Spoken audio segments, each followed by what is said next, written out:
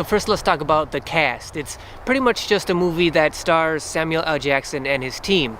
Now, Samuel L. Jackson is charismatic as usual, and most of my favorite roles of his have to do when he's a serious guy who's kind of restrained and not really over the top.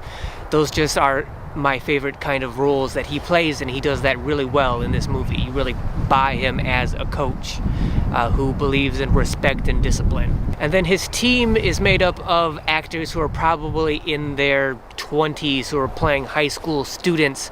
They're not great actors as you would kind of expect, but they're certainly not bad, and definitely not like distractingly bad. They're completely adequate for the roles they play. But more importantly, their basketball skills and abilities are very good.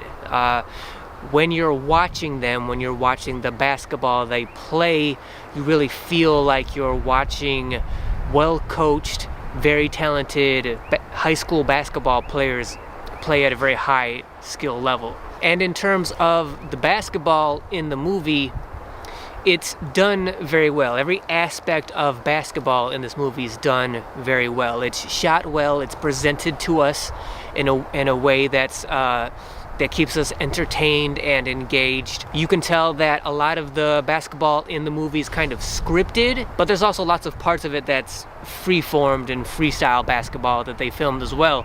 The point being that whether it's scripted or it's the free-form basketball they're playing, it was all done very well. It all feels very real and natural, and it's always entertaining and engaging to watch. But what I really liked about this movie in terms of the basketball was, while the basketball games are done really well, it was the practices that really got to me, that really spoke to me.